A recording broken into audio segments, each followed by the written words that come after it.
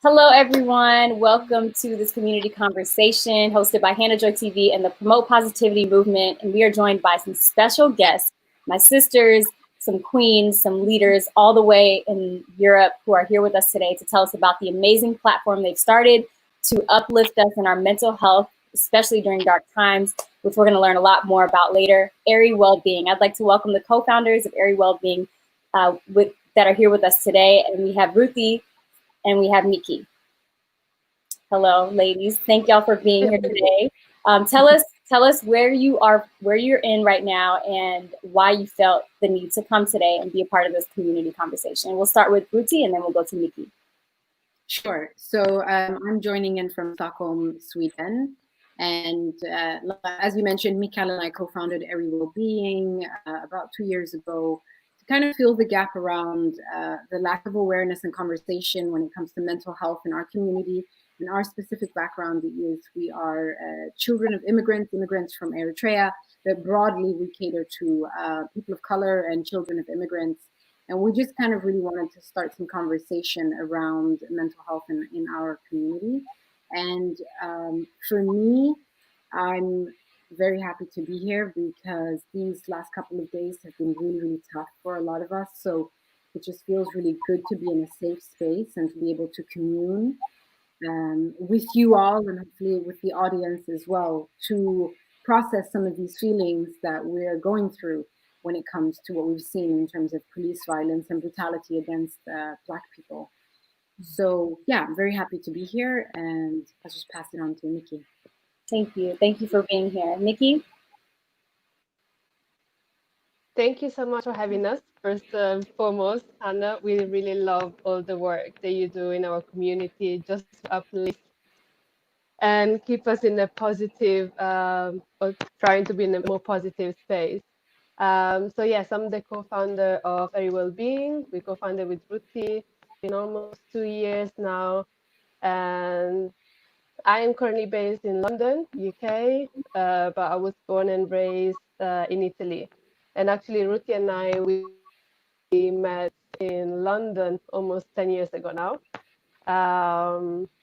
So yeah, we were just really frustrated about the silence and the lack of conversation around mental health, particularly in our community, but as in Eritrean, but also we found that was not specific only to our community, but most children of immigrants do experience this. And yeah, we just wanted to take the conversation forward. Awesome. Thank you. Thank you. And I do just want to read your bios really quickly so everyone knows who we are here today with. Again, Ruti is a content creator, digital media strategist, and a self-development coach, born and raised in Stockholm, Sweden. She's also the co-founder of Airy Wellbeing, which again is a mental health community dedicated to raising awareness about mental health, specifically for people of color.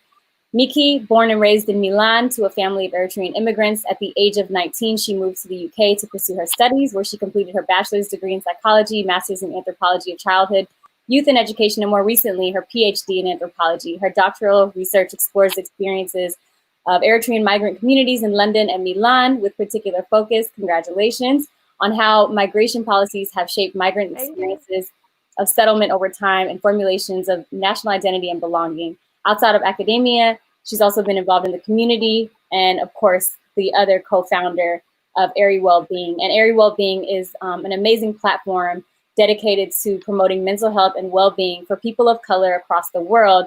And especially during these times when we're seeing what's happening to our Black brothers and sisters and us Black people, it's just, now is the time, I feel like, to just make sure we are taking care of ourselves while we're, you know, living our lives. And what you all are doing, the work you all are doing, the advocacy, the research, the knowledge, and the tools are so important, because sometimes we don't even know where we can start with our mental well-being, and you all give that to us. So thank you so much for giving us that and giving us this light.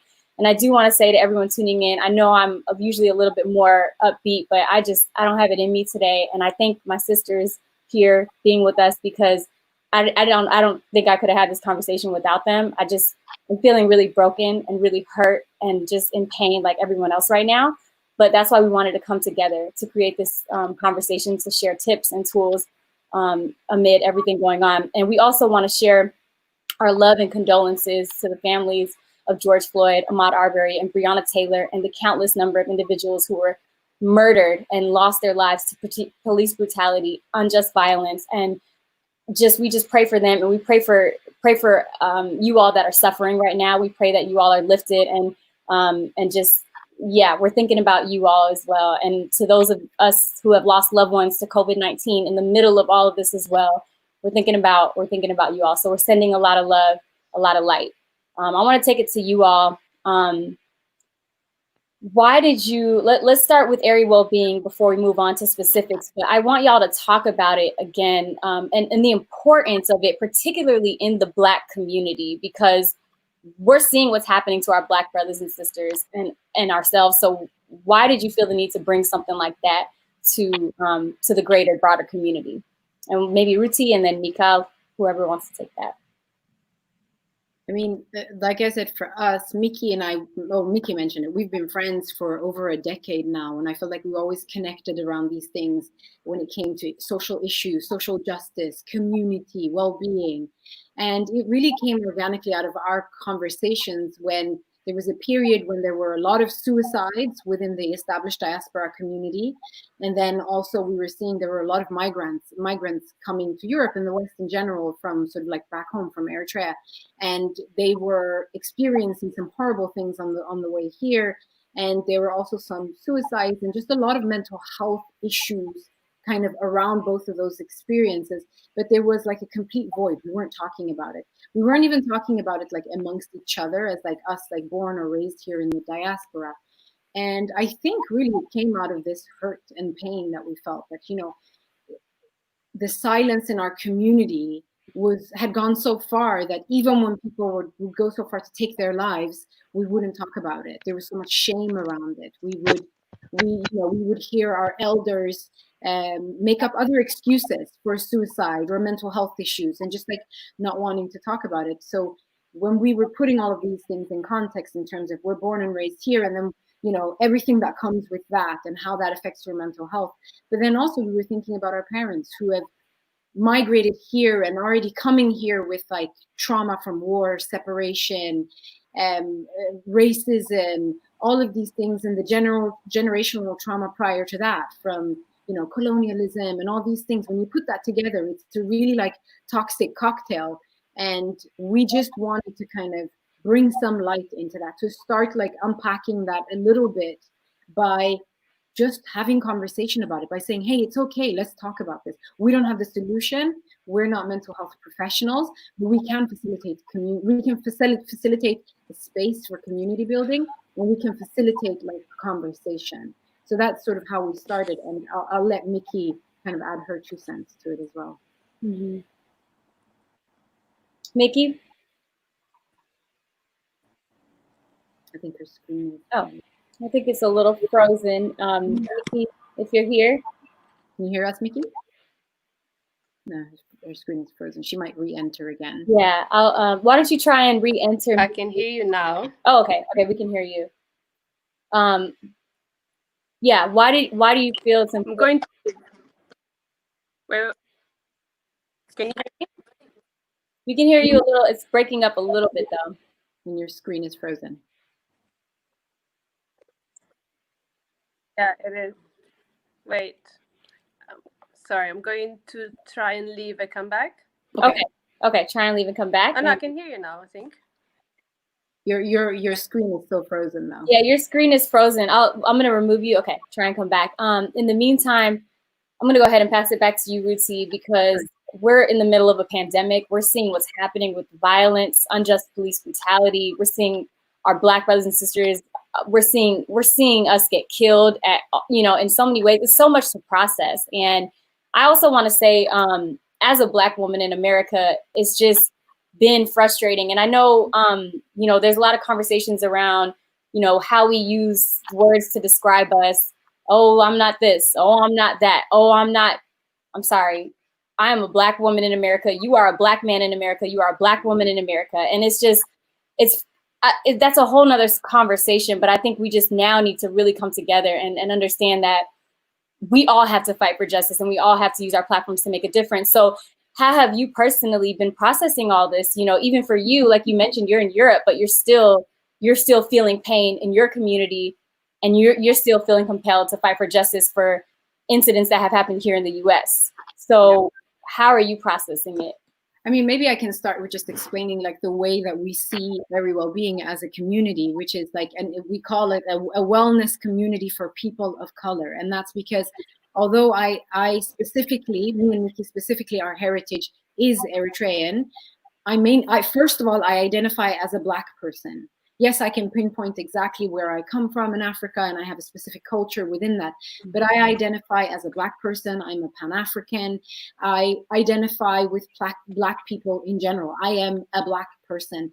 And me being Eritrean is like secondary to that, right? Mm-hmm. And also, it's really important for people to understand this is how the world sees us. When I am out there in a place of work, or in front of a police officer, I'm just another Black person. That person doesn't care about the fact that I'm Eritrean. So for us, it was really important that although we've created a space where we can speak to the specificity of our culture broadly, it's applicable to all people of color, to all cultures that has a collectivist strand. Or I think like most children of immigrants will be able to kind of relate to our content and what we're speaking about around shame and stigma and like being afraid about talking about mental health in general. So it's not specific to us. And then when we talk about kind of like how I'm processing what's happening in the US, I think as a Black person, I heard this educator, I think her name is, we should link her name is Lila, and she has an account on Instagram where she educates a lot around these topics. And she said something recently where she said, Black people are bonded, are bonded by melanin in both pride and pain. And I think this is so true. It's such a true statement for me. And when I was young and growing up and trying to find my identity as a Black person, I was looking to African American culture. I was looking to the US, and that's where I saw myself reflected, and that's where I saw myself validated through like Black culture, through Black musicians and actors, and like all of these different like outlets. So for me, I can't separate myself from that, in any way. I am a part of that collective. Mm-hmm. I think it's super important for us, and we have that within our culture, and I mean as Eritreans, as Ethiopians, and probably some other smaller like African groups, is that there is no value in like kind of creating smaller clusters. Our value is in uniting as a whole and seeing the strength in like kind of the collective of us as Black people. Mm-hmm. Absolutely. It certainly is the strength as a collective of Black people. And, we have to understand that, we're all going through this together, and we're all feeling so many emotions right now.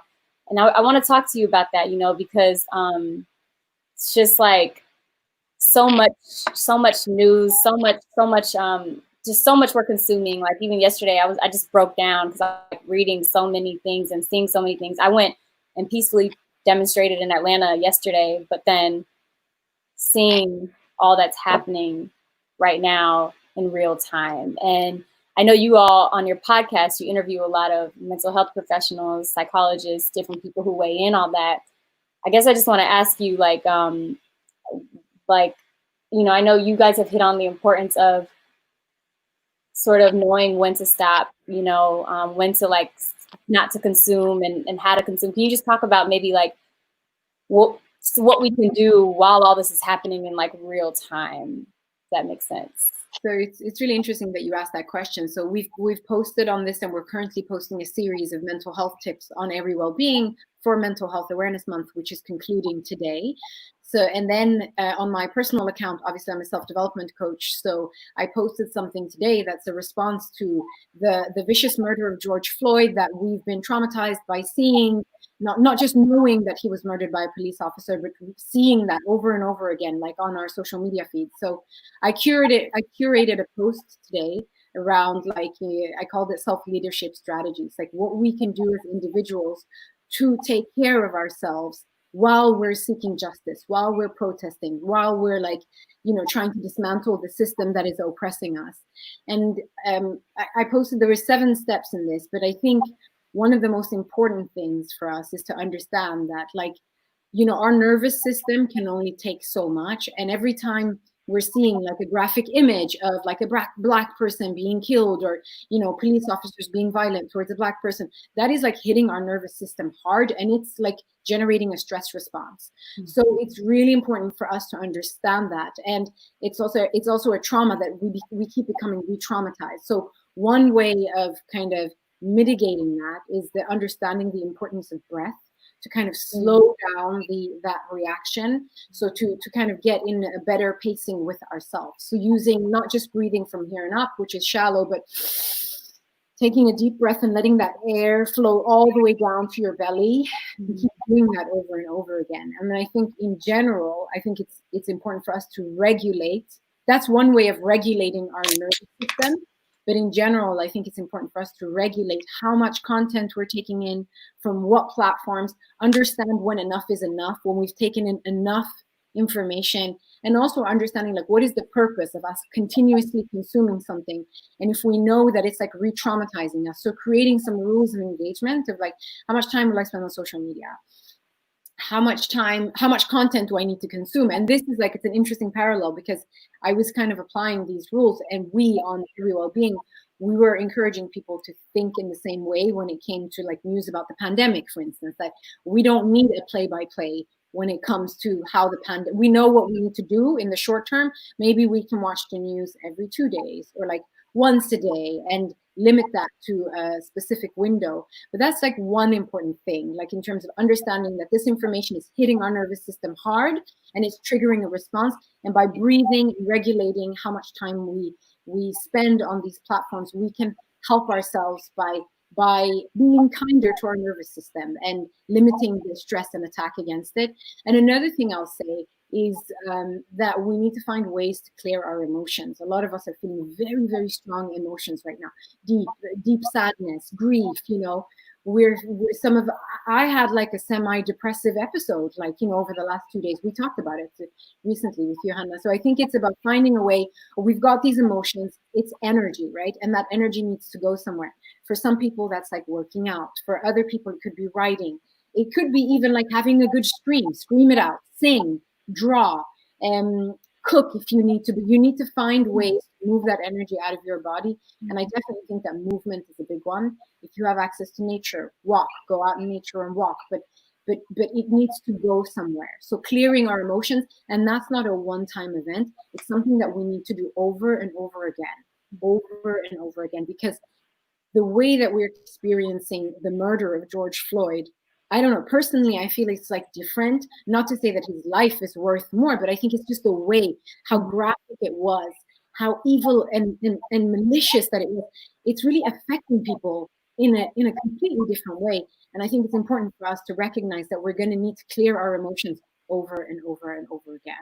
Absolutely. It's all that you said. And then on top of that, it's like people are just fed up at this point, you know. And I will say, to build on what you said, and then I want to bring in Miki as well to weigh in on this, to build on what you said.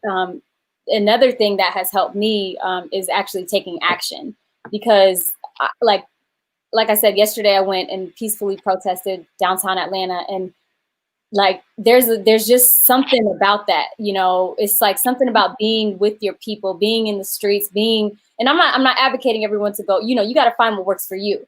Yeah. Maybe demonstrating and protesting isn't for you. Okay, well, go donate to a cause that's working to fight for justice. Okay, maybe you don't have money. Use your voice, use your platform. Y'all all got social media. Clearly you all are tuning into this. So you have Facebook or YouTube or something. You know, I think that for just, I know it's painful, but there's something to be said about actually taking action, because it doesn't make it better, but it just makes you, it pushes things forward almost. And something about that just helps, personally speaking. So I want to bring Miki into this as well. She's back. There she is. I'm really sorry. And I just want to say you are such a ray of sunshine right now, because, you know, we all are just in this together, and we're all channeling this in so many different ways. And when I can't smile, you smile. When you can't smile, I smile. And it's like, we're here to just, you know, be a light for one another in our world. And so, Miki, I just want to hear from you. You know, we read just about how Black people are not only watching, you know, their friends and family members die, right, at higher rates than any other group in the world, but we're all to COVID-19, you know, but we're also seeing Black bodies, tortured and murdered at the hands of police officers and even neighbors and communities. So it's a lot to process. It's a lot to process. So we were just talking about processing that. How do you process that? Maybe any feedback on how we can sort of take steps to cope right now? I mean, so just before I logged out, I was listening to what Ruthie was saying about being connected through our melanin, and that really resonated with me, because what happens in the US, what happens in the rest of Europe, what happens back home, we're all connected at the end of the day, and Black people seem to be suffering always the most. Mm-hmm. And I mean, there are two things. So, because obviously this is not a new phenomenon. It's been happening for so many times. Like today, I shared a video of another YouTuber, Evelyn from the internet, who said, sometimes we just need some time to process and call in Black. And she made that video 4 years ago.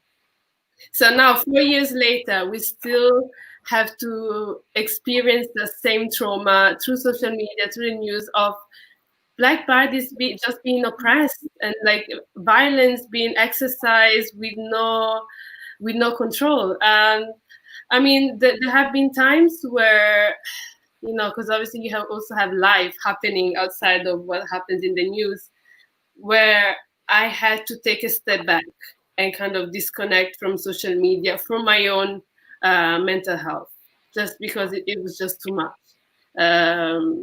I think, Hannah, you said that they're just crying, grieving for people that you don't know.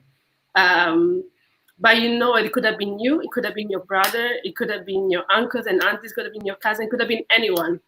Because at the end of the day, like, it doesn't make a difference. It doesn't make a difference if you're out for a jog. It doesn't make a difference if you're out looking at birds. It doesn't, there's no difference.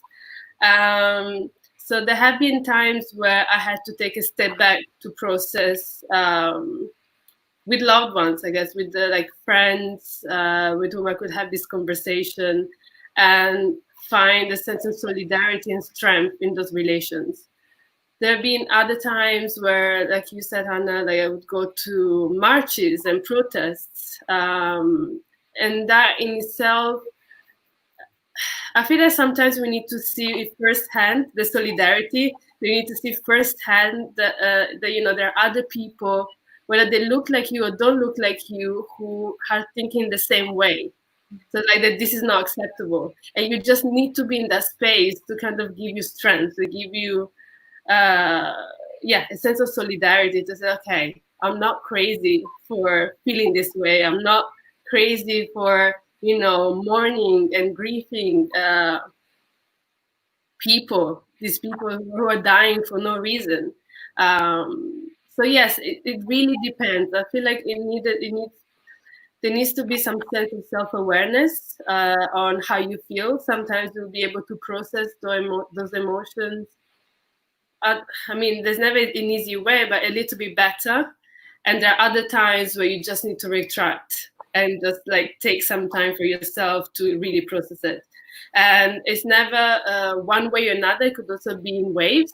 There have been some days where you just really feel like you want to take actions. And there are days where you just feel like, I can't be on social media for the next week because I can't deal with this right now.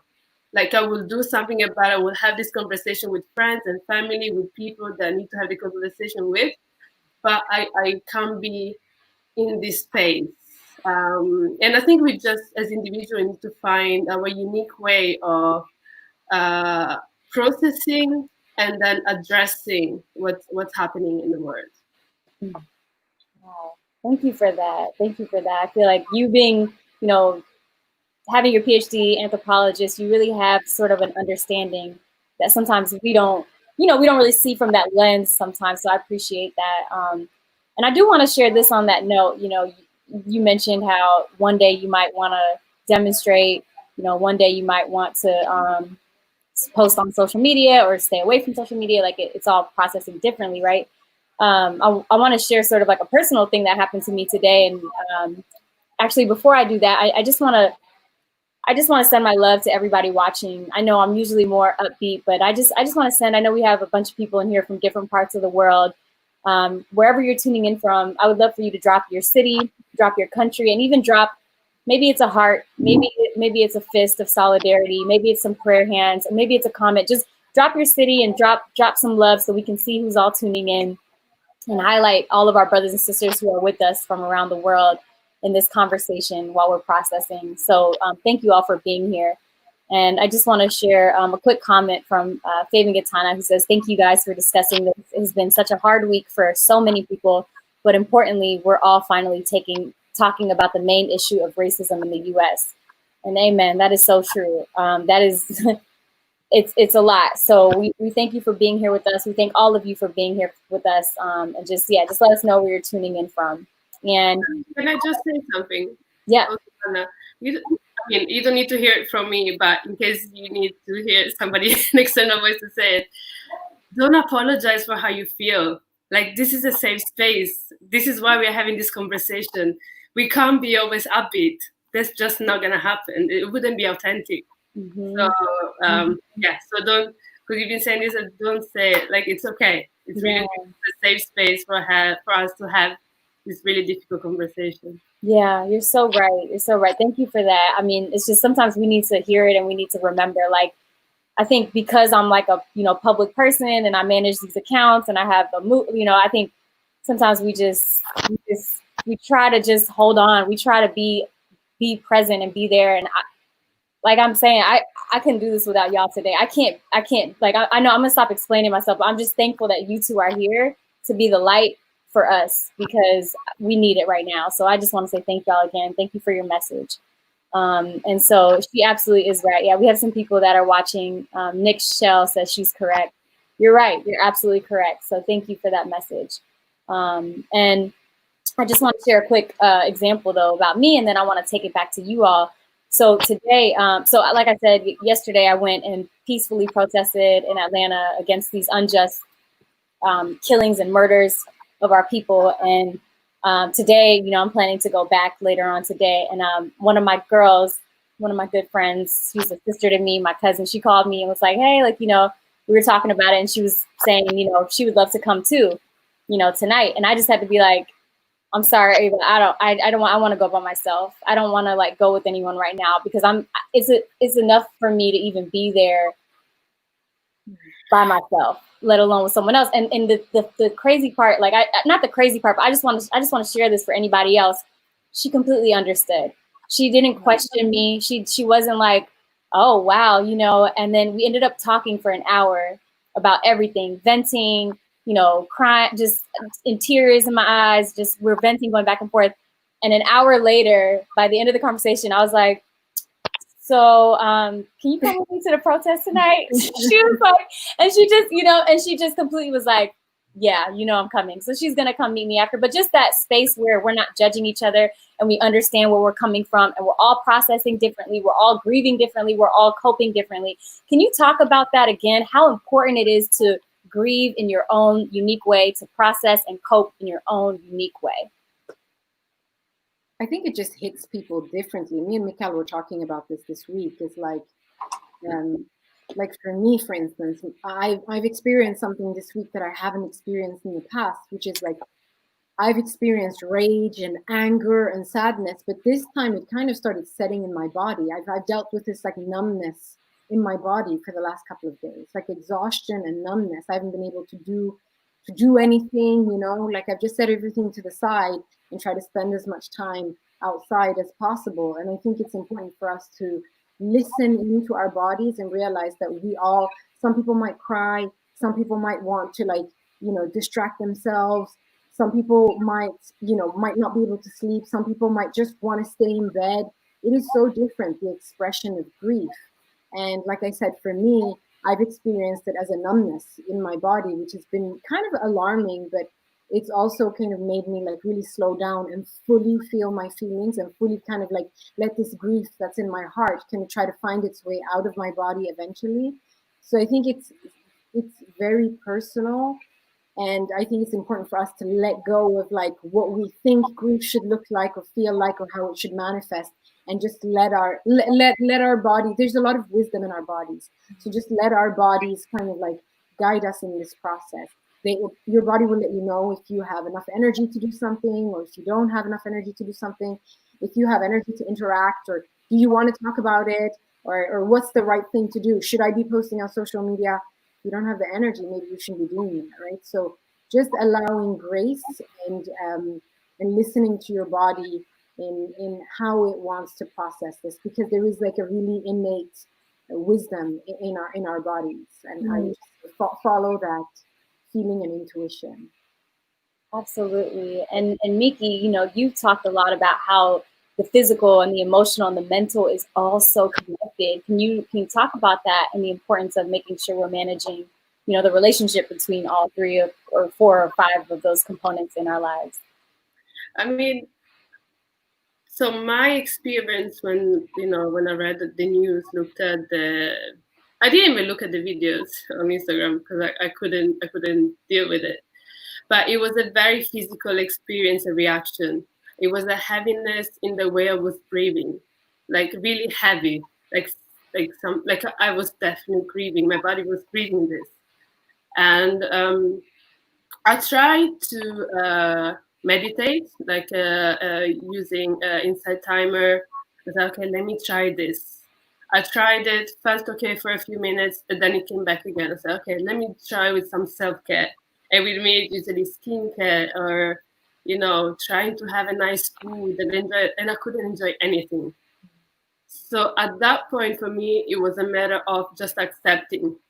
Because we live in a society where we're always forced or kind of socialized into being productive and then just kind of keep going, like power, what's the word, to push through the challenges, irrespective of what's happening around us, and to try to be productive, like what Ruthie was saying. I couldn't focus. Like we are very hard on ourselves and never really allow ourselves that space, that kindness that we have, towards others.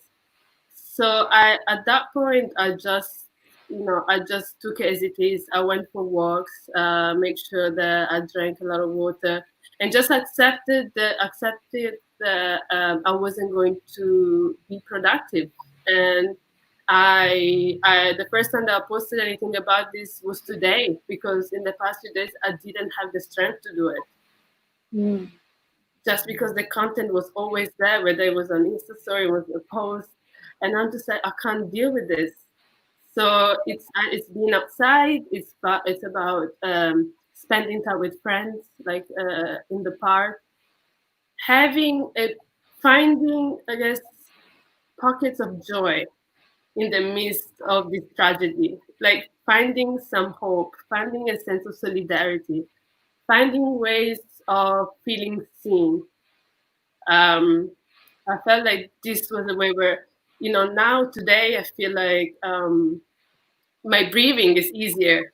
It doesn't mean that I'm not breathing or mourning anymore. I am, but having this conversation with you guys, having conversation with friends, with family, it helps to lift the weight, or at least to share the weight, as opposed to just being on your own, handling with your own weight. Similar to what you, Hannah, were saying with your friend. After you had that conversation, you felt like, okay, this is a shared challenge and weight that we all have. And actually, yes, I would like to go to the protest with you. And I feel like just finding that sense of solidarity, feeling that you are seen, um, it just helps us to get through this.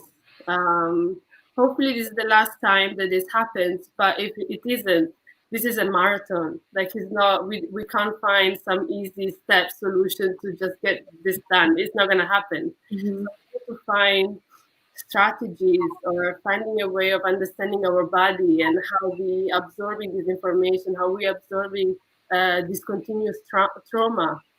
Um, and then, having a formal toolkit, whether it's talking to the person that will help you, to laugh about certain things, or talking to this other person with whom you can cry. Like, we need all of this. We need all of these people. We need all of this sense of solidarity. It's so important. We can't do it alone. We can't do it alone. Mm. Can I just add something to just add to what Nikki was saying? I think it is really important to be safe, because what this like brutal violence around against Black people, against us, is showing us is that we are unsafe in the world, right? And I think for me, it's been very important. I've been having a lot of difficult conversations with a lot of my white friends around their participation in this conversation. And even that has made me feel unsafe. I have deeply wanted to be with my people where I feel safe, where I don't need to explain, where I don't need to hold the burden of explaining what it means to be an anti-racist. It's not enough to just not be a racist. What white privilege means, and all these things. So for me, that's been really important. And I think the other thing I also wanted to add is like around going back to the connection between kind of this trauma that we're experiencing from the death of like the murder of George Floyd, is that, you know, it sets in the body, and if we don't find a way to talk about it, to bring it to the surface, this like stress, this trauma will manifest in your body. And I know, Hannah, we talked to you about it. There was an example where you were saying where you had like it manifested somehow for you where you couldn't move. You were in your car, and like unless we find like productive ways to process this like stress and trauma that we're experiencing, it will manifest in the body through anxiety, depression, lack of sleep, headaches, you know, poor appetite, or maybe we start numbing with like alcohol and substances and all these things. So I would just like encourage everybody to try to find a way to process some of these emotions and feelings, because otherwise they will just they will set in the body. Trauma sets in the body unless we process it. Wow. 100%. 100%. Trauma sets in the body unless we process it. Yeah. That's very powerful, and it's so true.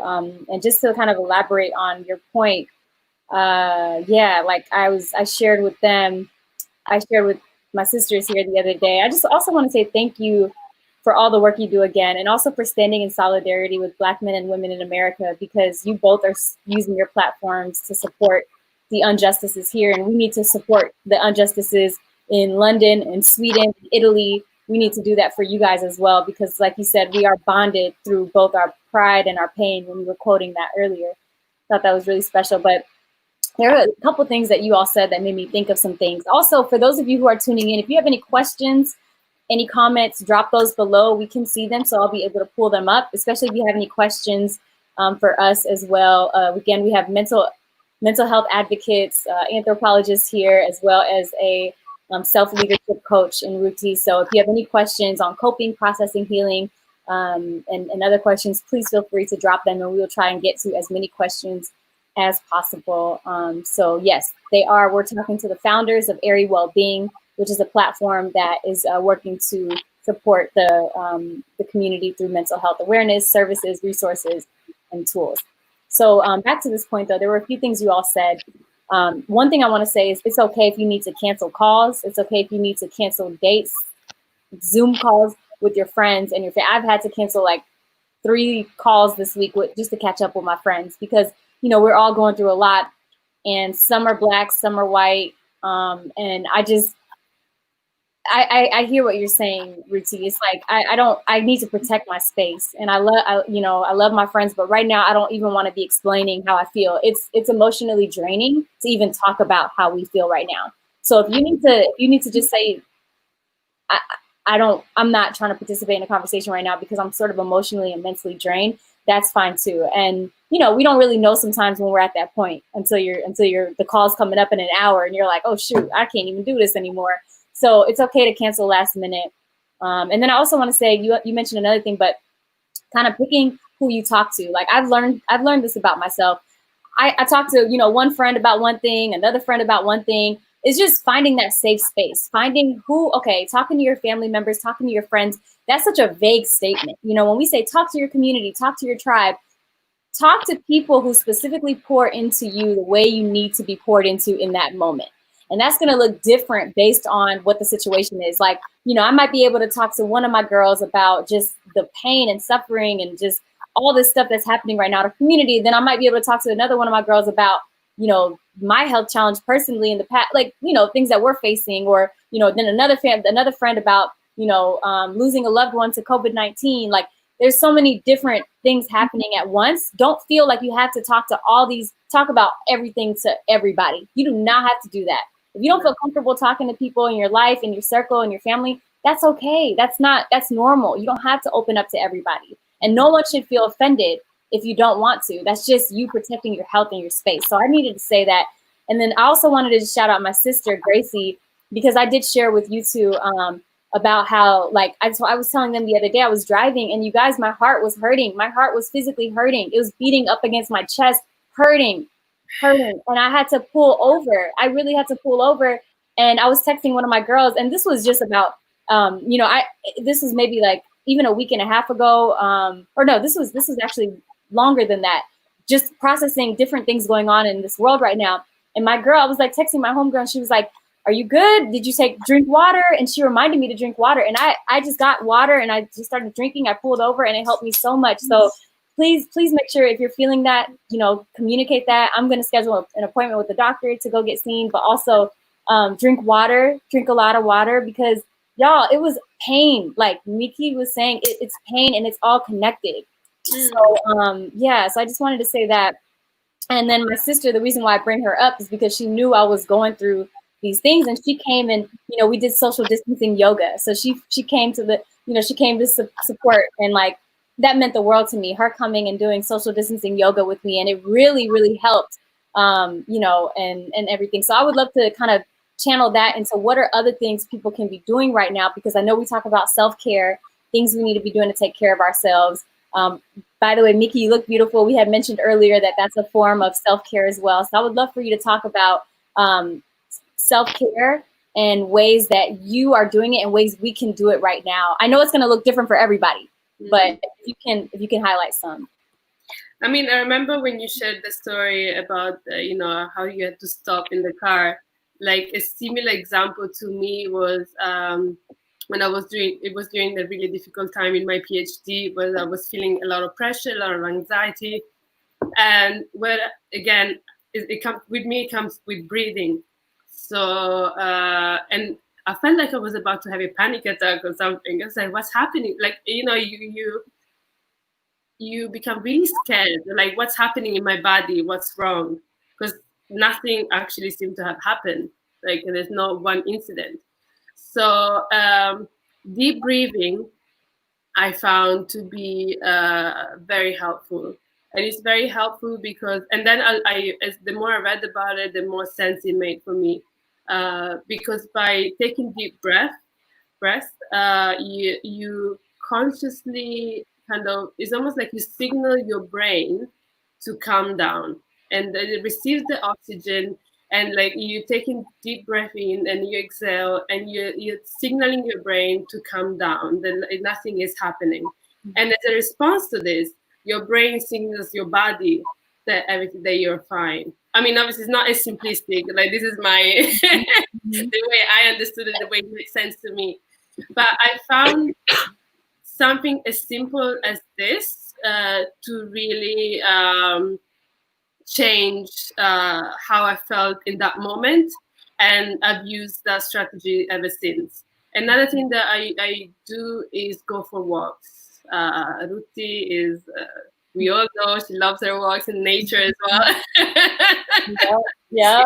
Follow her. So I mean, with the social distancing, it's been a bit harder to go out for walks. But in the past few days, I went for long solo walks, like 2 hours, and just be myself with my music, my water, just being outside, being by the river, like seeing people around me, having a good time, going for walks. It was just so calming and soothing. So I remember, especially even towards the end of my PhD, again, I would walk from my university to home, and that's like an hour and a half, an hour walk. Wow. So because like I need this air, I need to walk it through so that I can go home and actually sleep, like have a better quality sleep. eating, it's a joy of mine. Cooking, well, something that I've been doing, especially since this lockdown, is cooking a lot. Mm. Friends mock me because I cook Mhm. as if I have a full household. I love it. I love it. Usually, I blame my mom for this. I cannot cook for one person. I have to cook for, I don't know, for a whole week or 10 days, basically. But I just find it very soothing. I put the music on, I prepare my food, I enjoy it, and I just try to be present in what I'm doing. So mindfulness. So some people may be not so keen on trying mindfulness, but it doesn't have to be the, the Mhm. stereotype that Mhm. that some people may have. Mhm. But it can look at all sorts of ways. It can be you praying, if you're spiritual, and if that's what helps you come down. It can look like cooking. It can look like singing. It can look like going for a run. I'm not a running person, but some people can go for a run. Um, it's just different strategies. It depends on how I feel. As I mentioned earlier, skincare or putting my makeup on, or like dressing cute. Like even in very stressful time, again doing my PhD, I'll always try to look good, because if I look good, I felt good, and Mhm. not for somebody else, for myself. Like I needed the way I looked had to give me that boost in, in not in confidence, but also of strength. Like, get me through this. Like, I look like somebody who can get this done, so I will get this done. It's just as simple as, I mean, not simple, but different strategy will work for different people. But yes, I mean, cooking, breathing, going for walks, drinking lots of water, and having a network of people uh, that will have or create a safe space for you. Mhm. As Hannah, you said, it doesn't have to be one or two person for everything. You will have different pockets of friends who will do different things, for your well-being, and that has made the whole difference. And even now, through this, trauma of racism and violence against Black bodies, ongoing systemic violence against Black bodies, the same things work. So, talking to people who see you, who see the experience, and you don't have to explain how you're feeling because they're feeling the same. And people who understand that, sometimes you just need to cry, and sometimes you want to share a joyful moment. Like, it doesn't mean that you've forgotten about what happened, like, this week. It just means that you need a break, that we are human beings and we need a break. We need to laugh, we need moments of joy, and that will help um, our well-being in the long run, because this is not short term, unfortunately. Yes, yes, thank you for that. I think that was really special. And knowing that you're right, we're human and we have to feed ourselves. We can't just, we're going to run ourselves to the ground if we're not taking care of our mental health and our spiritual well being and our, mental well being. And that's going to look different for everyone, spiritual, religious, like non religious. We support all of our brothers and sisters. So whatever that looks like for you, I know somebody mentioned prayer in the comments. You mentioned that as well. That's gonna help people. Some of us, it won't help others. It just, you got to find what works for you. So I appreciate that. I also want to just say, just show a comment here from Adhanet, who is another amazing community advocate in Atlanta. She has an amazing page. She does a lot of work around mental health and autism awareness. She said, talking about it with your family, friends, local community, virtual community, coworkers, and taking action. Amen. I love that. Thank you for that. So true. And we have people here from Los Angeles, from Stockholm, from London, Italy, Atlanta. We have different people tuning in here. So we love you all and we appreciate you all. And Adhana's another comment she said was pray, meditate, take a shower or bath, walking, hiking, yoga, listening to music, crying, running, do what feeds your soul. I think that's so important. Do what feeds your soul. It's your soul. It's not my soul. It's your soul. So Ruthie, if you could talk about what feeds your soul. Yeah, sure. And kind of just to set the tone and pick up from where from what Mickey just shared with us, which is so valuable, is to remember that self-care is how we take our power back. And despite the fact that we are experiencing this collectively, and like Mickey said, it's ongoing, it's systemic, we still do have some personal power. And it's important that we take care of ourselves because this is a marathon. This is a long-term thing. We're fighting for humanity, justice, and dignity, and there's no like silver bullet, there's no like short-term solution for this. So for me, it's all of the things that Nikki mentioned. Add baking on top of that. I love baking, it's very relaxing for me. But in terms of, if I'm going to put my coach hat on and try to share some tips also for everybody that's tuning into this, is like to take ownership of key moments during your day that will set the tone for the rest of your day. So for instance, is like when you how do you wake up in the morning? Maybe you put on some positive music that helps you set the tone, that releases joy and happiness for you. Maybe you turn on some music and you have a little dance which releases like happy feelings within you, for instance. Maybe you don't interact with your phone early in the morning. So for me, playing music in the morning and not jumping on my phone immediately when I wake up, that really helps. It creates this container for me to just kind of like be in this relaxed state after waking up and not taking so much information from outside, and just kind of be in this like space of, it's almost like a meditative space, right? Because I'm on my own. And another thing that Mickey mentioned is like walks. And in general, I think journaling can be really, really good as well. So it's like different modalities for everybody. For some people, it's like they might want to talk to somebody. For me, I do love to, like me and Mikhail talk a lot, but in general, I also journal. Like every morning I have a practice of journaling. So writing down my feelings and my thoughts, and it doesn't need to be long. It can be a couple of sentences, but generally it's about moving that energy out of your body and writing it down. So making sure that things don't stay trapped here in our container.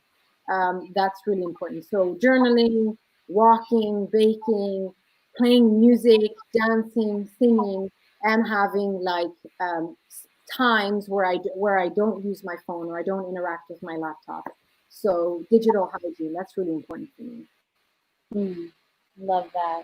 Love that. A lot of good notes here. Hopefully you all are taking these into consideration. Write them down. If you need to go back and listen to the conversation, you can go back and listen to it. But these are all really helpful things that we can apply in this moment.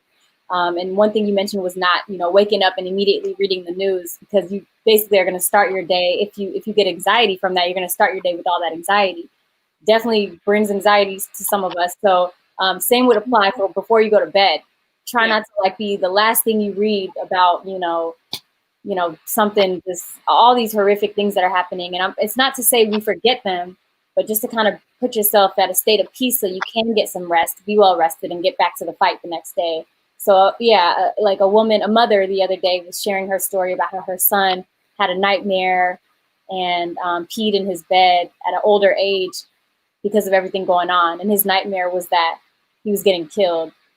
And it's just like, for her son to be so young and to have that kind of nightmare, it's just like, she was just opening up with us on Instagram Live on Friday night. And I just want to send our prayers and our loves to all the parents, particularly the Black parents in America, because I know you all are raising Black boys and Black girls who are princesses and princes, soon to be queens and kings. And we are thinking about you all. We're sending our love and our light. And someone did ask a question here. I won't show it, but Sad Talks asked, I won't read the whole question because I'm not going to respond to some of it, just because I don't want to comment on the presidential race and all that right now. But he did say, what does it mean to be Black in America? And I don't know, obviously, as someone who is in America, I am a Black woman. As I mentioned to you all, we are Black people in America.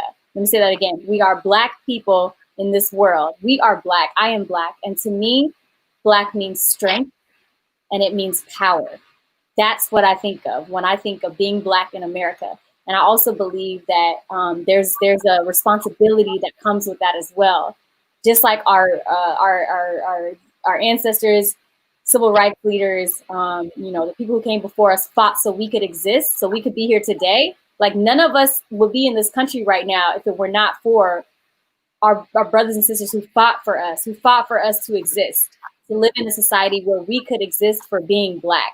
So to those of you who maybe, maybe need to hear that message, I just want us to know that we owe a great deal of gratitude and respect to everyone that came before us to allow us to be in this country. I know many of us immigrated here. My parents were refugees. They came here in the 80s.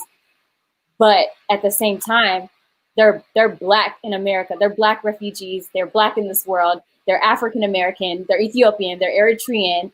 They're all of that. And I'm proud of all of those identities. And I hope that for any of you listening, we can start playing our role to advocate for each other, because if you're not doing that, you need to wake up. So I just want to talk to you all about that. Maybe if you have any comments. I know you all are, not in America, but, I mean, you already said it. Even if our parents or any African migrants moved to the US, I guess from the 70s and 70s, the opportunity that we have, and I mean, it's not in America, but also in Europe, but the opportunity that we have as children of immigrants, as Black people, are possible because somebody fought for it. It's not like these opportunities always existed for people who look like us. So it doesn't matter that our parents migrated to these areas. Like somebody before them who had migrated before them, being forced or not, have done the work, have died, have fought, so that we, as Black people, have been able to access those opportunities. And that's just it. Like, it's like, even if our histories have taken different directions, the opportunities that we have now are because somebody before us has been fighting for it. And we just need to be grateful for that as well. Like, just different ongoing fights that have been fought so that we can be here and do the work that we do. Like, we don't just happen in the vacuum. Amen. And just in terms of like our identity as Black people, I think it's really important for us to remember that, the genesis, the origin story is Africa. And from there, we have been, oppressed, we have been divided, we have been, separated. Artificial borders have been put in place to separate us and pit us against each other. And just remember that this is not how we were initially, right? So it's important for us to get back to that like one original Genesis story of who we were as people, and to remember everything that's happened in these hundreds of years where we've been separated, to the Caribbean and with slavery to the Caribbean and Africa and the UK and colonization. And this is like an old programming, and the new programming is that we are one, and we need to remember that. Yes, we absolutely need to remember that. And we need to also celebrate our diversity. I was having a conversation with Brother Andom Gebergirkis, who's in New York, actually running for Congress.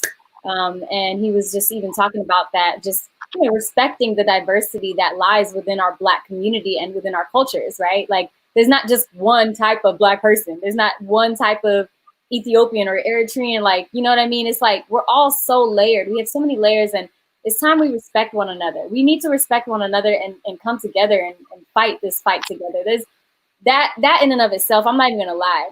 Some of these comments have been making me cringe. I think it's something to be said about finding trigger points. And that has become a trigger point for me. Like when I read some people say, they're not Black in America and they're Ethiopian or Eritrean or African. And it triggers me. It brings pain and frustration. And so I don't know if somebody's watching this and needs to hear it. I just need you to wake up. That's all I'm gonna say. I need you to wake up, and I need us all to come together and fight for justice for all our brothers and sisters. So I don't know who needs to hear that, but I can't believe it's already been an hour that we've been hosting this conversation. It's really been super helpful, honestly. Like, I don't know about you guys, but every time I talk to you, I just feel a little bit better, even though we're hurting, you all bring so much light. So I want to show you all some of the comments that people are leaving. And then I would love to sort of wrap up with your final messages of encouragement and also how people can stay connected. If anybody has any other questions, drop them below. And And let me go ahead and show some of the people again who are tuning in here. So just to show where they're at, we appreciate all of you all. Again, we have Los Angeles, California. Thank you for being here. We have Stockholm. Thank you for being here. We have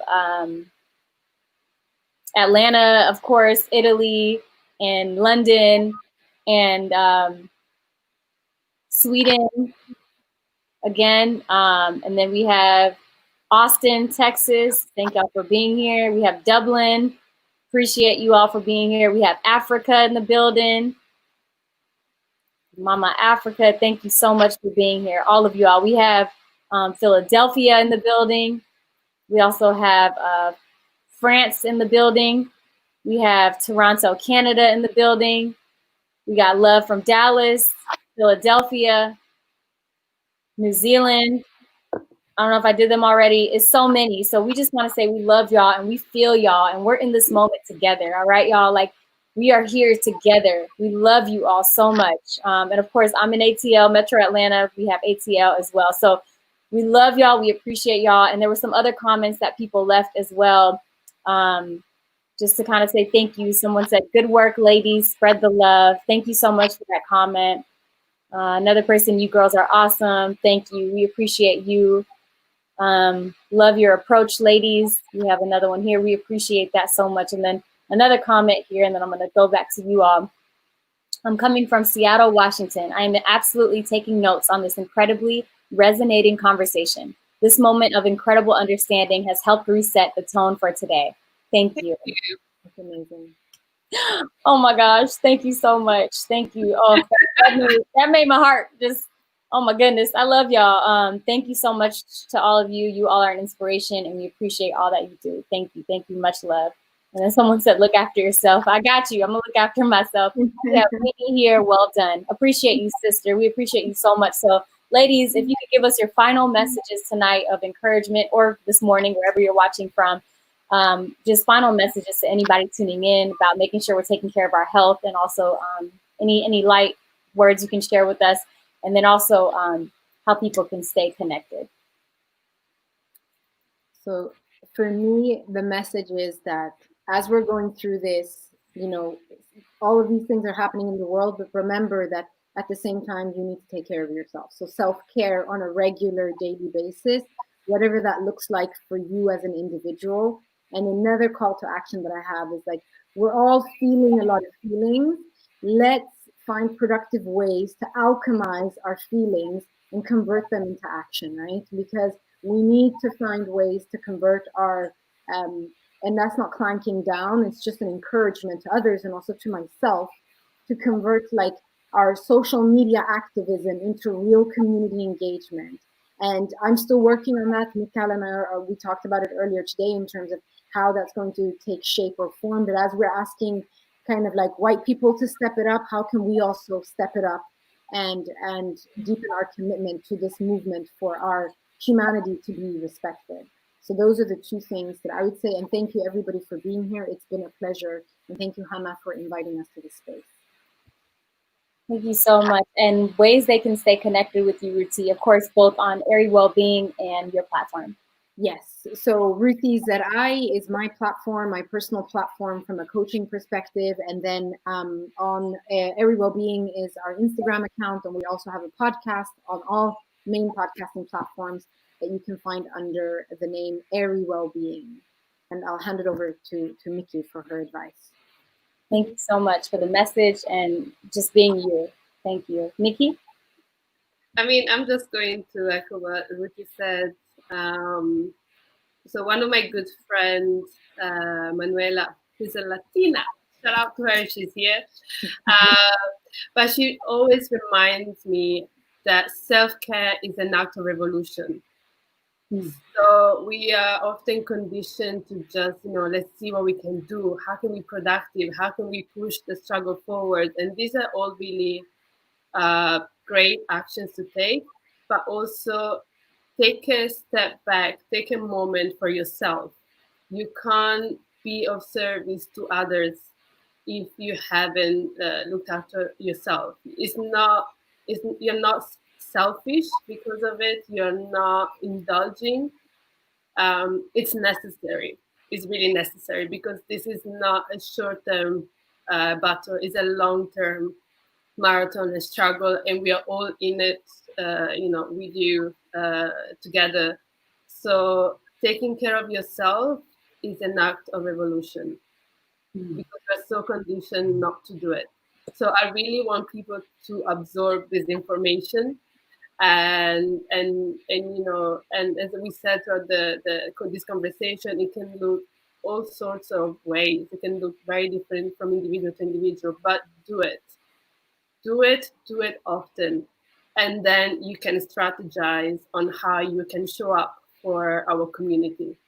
So as Ricky said, Eddie Wellbeing, we created this platform to have a virtual community for one another.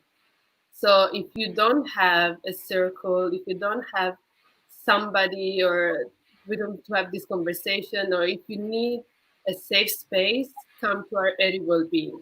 Because this is why we created the platform in the first place, to have this conversation within a safe space and to be there for one another. So this will be my message. Yes, thank you so much. And of course, Ruti mentioned the Airy Wellbeing, which is Airy Wellbeing page, and your personal page is Miki. Yep. And that information is on the graphic. So for any of you all, please, I encourage you all to stay connected with these two amazing women, our sisters who are standing in solidarity with us in Italy, Sweden, and London. It's going to take all of our brothers and sisters around the world. We need change, and we need each other to push through these times. And I just thank y'all for the messages. It resonated so well with all of us, I believe. I'm speaking because I know I've seen the comments, and even me personally, what I'm feeling. So thank you. Thank you for your light. Thank you for your love. Thank you for everything you do with Airy Wellbeing. We thank y'all for bringing this to the community. And we just ask that all of you all take the steps you need to take care of yourself. You know, everyone's going to look different. We're not going to look the same in terms of how we process, how we cope, how we move, right? And don't feel bad. Don't compare yourself to anyone else right now. If you feel compelled to act more and you're ready, I mean, at some point we all need to act. I'm going to say that. But you know, we also need to take care of our self-care, like they were saying. But at that moment where you are ready and feeling strong and compelled to act, go act. Don't hesitate. It's going to take all of us. So take the time you need to, and know that I truly believe there are better days ahead. I don't know when they're going to come, y'all, but I do believe that in my heart. And I believe that all of us will make a difference because we have to. So, yeah. So from our hearts, thank you, ladies, again. Absolutely, absolutely. Thank you, ladies, again, for being here with us. You can follow me on Hannah Joy TV. Make sure to subscribe on YouTube, Hannah Joy TV, for more interviews and conversations like this. But from our hearts to your hearts, we're sending you a lot of love, peace, and just strength in difficult times. Mwah. Bye, everybody. Bye. Thank you. Thank God you. bless y'all. Thank you.